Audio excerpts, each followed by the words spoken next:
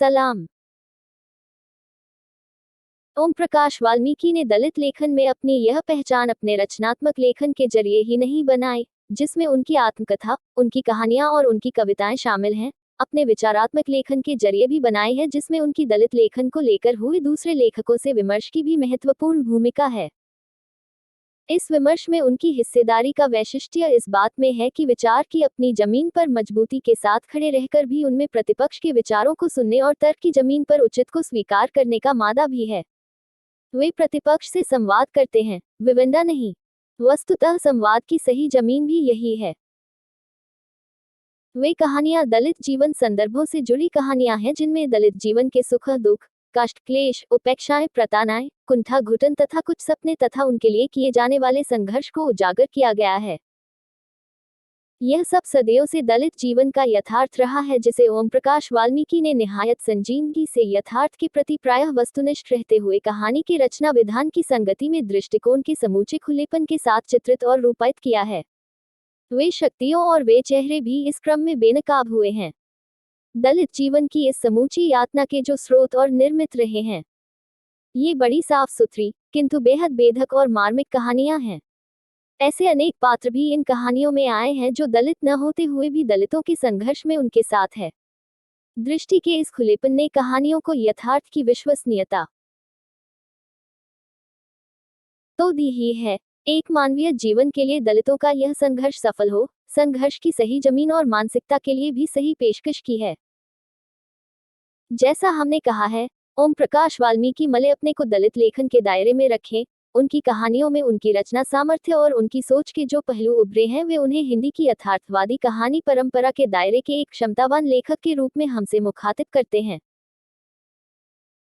ओम प्रकाश वाल्मीकि की कहानियों का संग्रह सलाम अपने कथ्य और शिल्प के कारण तो हमारा ध्यान खींचता ही है, अपने सरोकारों के कारण भी हमें दिल दहला देने वाली स्थितियों से गुजरने को मजबूर करता है। ओम प्रकाश वाल्मीकि की कहानियों के पात्र किसी उच्च वर्ग या मध्यम वर्ण के पात्र नहीं है, जो समय बिताने के लिए प्रेम में आहे भरते या क्लबों में डांस करते दिखाई देते हैं। जिंदगी की मदहोशियों के अलावा जो जीवन है, जो सिर्फ जीने की जद्दोजहद में ही कट जाता है, उसी का सच्चा चिट्ठा है। सलाम की कहानियां इनमें है समाज की त्रासद स्थितियों के कारण अपमान झेलवी स्त्री पुरुष, जमाने की गंदगी साफ करती औरतें, अपने चीत्कार और सिसकियों को चुपचाप पीकर शोषक दुनिया को बदलने का सपना देखने वाले लोग, जो लड़ते जरूर है पर जीत नहीं पाते। लेकिन इन कहानियों में उस सपने को जिंदा रखने का वह जच्चा भी दिखता है कि इस युद्ध को जीतेंगे जरूर, चाहे उसमें समय कितना भी लग जाए। इसी आशा और विश्वास की कहानियां हैं सलाम में। सलाम का नायक हरीश भंगी समाज से संबंधित है। पूरी कहानी का ताना बाना हरीश के विवाह के चारों तरफ बुना गया है। हरोश का एक मित्र कमल उपाध्याय है, जो उसकी बारात में ही शामिल नहीं होता, बल्कि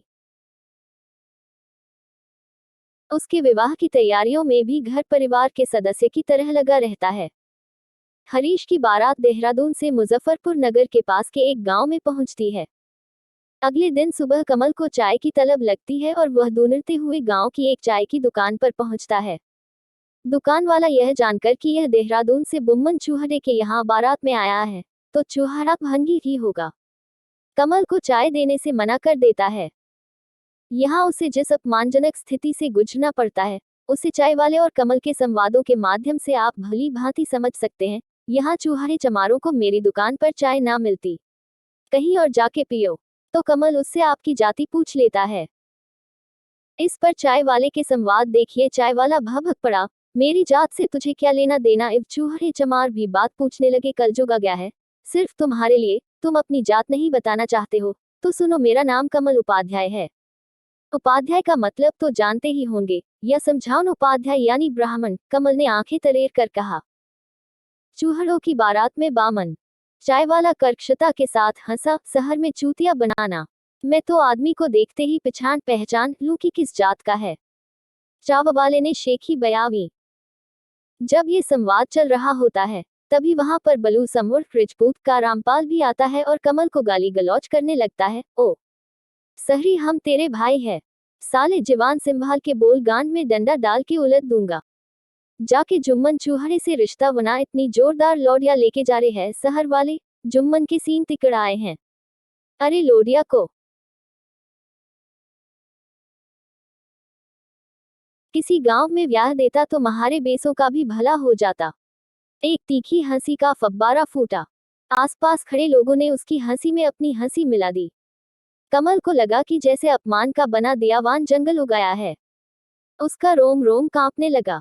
प्री 12-13 भारतीय गांव में जहां भंगी चमार की बेटी को भी सारे गांव की बेटी ने का ढाल पीटा जाता है। सच्चाई को यह कथन पूरी तरह बेनकाब कर देता है। आगे इस कहानी की परिणति विद्रोह में होती है। जब कथानायक हरीश सलाम के लिए जाने से मना कर देता है, वह कहता है, मैं इस रिवाज को आत्मविश्वास तोड़ने की साजिश मानता हूँ। यह सलाम की रस्म बंद होनी चाहिए। कुल मिलाकर यह कहानी अपने ट्रीटमेंट और उद्देश्यों में एक अच्छी और सुगठित कहानी है। संकलन की पहली कहानी सलाम है, जिसके आधार पर ही संकलन का नामकरण भी हुआ है। सवर्णों के गांव में पहुंची दलितों भंगी जाति की एक बारात के निहायत स्वाभाविक और यथार्थ वातावरण में सवर्ण मानसिकता के दुष्चेपन को प्रसंगतः उभारते हुए इस कहानी में ओम प्रकाश वाल्मीकि ने मुख्यतः यह दिखाना चाहा है कि समय के बदले हुए संदर्भ में नई पीढ़ी के शिक्षित और प्रबुद्ध नवयुवक किस प्रकार अपने बीच सदियों से चली आ रही रूढ़ प्रथाओं के न केवल खिलाफ है, अपने इन संकल्पों की खातिर जोखिम उठाने को भी तैयार है। कहानी का मुख्य पात्र हरीश बड़े बुजुर्गों की नसीहत, आसन विपत्ति की संभावनाओं और दुष्परिणामों के बावजूद विवाह के अवसर पर सवर्णों के घर जाकर सलामी देने और बशीश पाने की सदियों से चली आ रही प्रथा की खिलाफत करता है और अंत तक अपने निर्णय पर रहता है। दलितों की अपनी अस्मिता और स्वाभिमान के इस प्रकरण को साथ ही नई पीढ़ी के चेतनाग इस बदलाव को बिना किसी आरोपण के बड़े सहज ढंग से स्थितियों के बीच से इस तरह उजागर किया गया है कि कहानी पूरी तरह से संवेद्य बन सकी है। गवई गांव के दकियानूसी परिवेश में सवर्ण मानसिकता की तुच्छ अभिव्यक्तियों के बीच ओम प्रकाश वाल्मीकि वस्तुगत यथार्थ की संगति में जिन रचनात्मक कौशल के साथ कहानी को इस बिंदु तक लाए हैं, वह उनके कहानीकार की ताकत और समझ का साक्ष्य है। वस्तुतः कहानी को इसी बिंदु पर समाप्त हो जाना चाहिए था, परंतु वह इसी बिंदु पर एक अप्रत्याशित मोड़ लेती है और एक तरह के एंटी क्लाइमैक्स को रचते हुए दलित जीवन संदर्भों का अतिक्रमण करते हुए आदमियत के एक बड़े दायरे में पहुंचकर हमारी समूची आज की मानसिकता पर, हमारी आदमियत पर सवाल उठाती है। क्या हो गया है हमारी सोच को? कौन सा ग्रहण लग गया है उस पर कि हम आदमी को आदमी के रूप में न देखकर उसे छूट अछूत हिंदू मुसलमान ब्राह्मण ठाकुर न जाने किन किन रूपों में देखते और पहचानते हैं, और यही संस्कार और सोच जन्म से ही अपनों संतानों को भी देते हैं। वर्ग वर्ण धर्म नस्ल संप्रदाय से परे आदमी केवल आदमी हमें क्यों नहीं दिखाई देता? कहानी का यह अप्रत्याशित नया विधान उसे एक बड़े सवाल से, आदमियत की शिनाख्त के सवाल से जोड़ते हुए न केवल उसे एक नई अर्थवत्ता और बड़ा आशय देता है, ओम प्रकाश वाल्मीकि की अपनी सोच के एक खूबसूरत पहलू से भी हमें मुखातिब करता है। दृष्टव्य है कि जिस वर वधू पक्ष इस चिंता में है कि जल्द से जल्द बारात विदा होकर गांव की सीमा से बाहर हो जाए, बारात के एक बुजुर्ग अपने बच्चे से शीघ्र खाना खाने का आग्रह करते हैं और मासूम सा वह बच्चा हठपूर्वक खाने से यह कहते हुए इनकार करता है कि वह मुसलमान के हाथ से बनाई रोटी नहीं खाएगा। यह समझाने के बावजूद कि रोटी हिंदू की बनाई हुई है, वह बराबर अपनी जिद पर अड़ा रहता है, मैं नहीं खाऊंगा उसके हाथ की बनी रोटी। ओम प्रकाश वाल्मीकि ने कहानी इसी बिंदु पर वह कहते हुए खत्म की है कि कमल और हरीश फटी फटी आंखों से उस लड़के को देख रहे थे। कुछ देर पहले बगा आत्मविश्वास लड़के की आवाज में दबने लगा था। कमल और हरीश दोनों खामोशी के अंधेरे जंगल में भटक गए थे। कहानी की विडंबना यही है कि आदमियत की सही मंजिल तक की यात्रा सचमुच कितनी कठिन है। न जाने कितने अवरोध हैं जिन्हें पार करना होगा। सदियों के संस्कार, सदियों की रूढ़ सोच, इन सब का गलना टूटना बड़े धैर्य, संगम और कठिन संकल्प की अपेक्षा रखता है।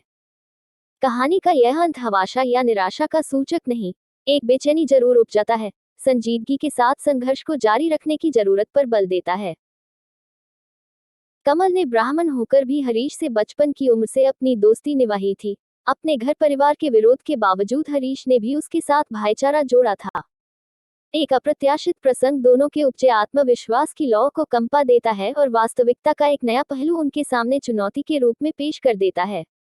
कहानी इसी नाते एक हरी बुनावट की नहीं, संश्लिष्ट बुनावट वाली बन गई है, एक महत्वपूर्ण कहानों का दर्जा पा सकी है। 14 कहानियों के इस संग्रह में दलित जीवन के सुख, दैक, कुंठा और नैराश्य ही नहीं, उनका संघर्ष भी है। ये कहानियां इसलिए भी पठनीय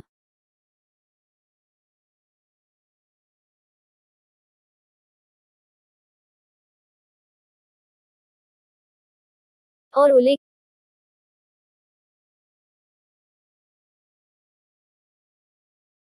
और उल्लेखनीय है क्योंकि इनमें दलित जीवन की दारुण स्थितियों को लेकर कोई भावुक विलाप नहीं है। साथ ही जीवन की त्रासदियां और दहकों के अनुभव की स्मृतियों के लौटने पर कोई प्रतिकार के आदेश से भाषा का उग्र प्रदर्शन नहीं है।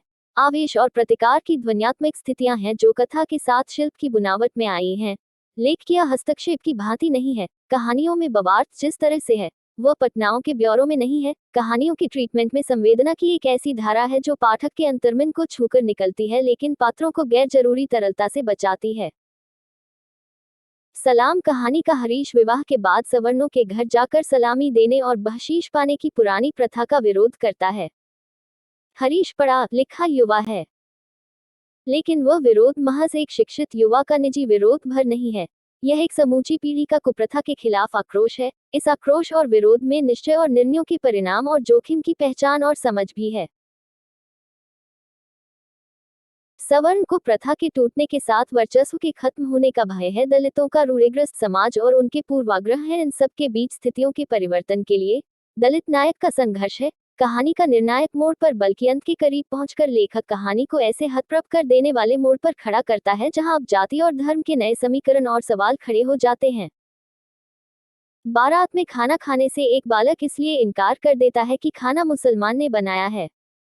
यह कहानी इसलिए भी महत्वपूर्ण हो जाती है ने कि यह महज दलित या जाति प्रश्न से उठकर मनुष्यता सवाल पर ठहर जाती है।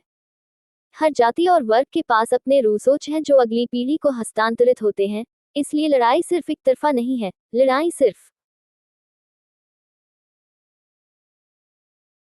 जातियों व धर्म के बीच ही नहीं है, वह एक दूसरे के भीतर बैठे सोच के साथ भी है, मानसिकता के साथ भी है जो समूची मनुष्यता की पहचान से नथी है। और वही संघर्ष सबसे कठिन है।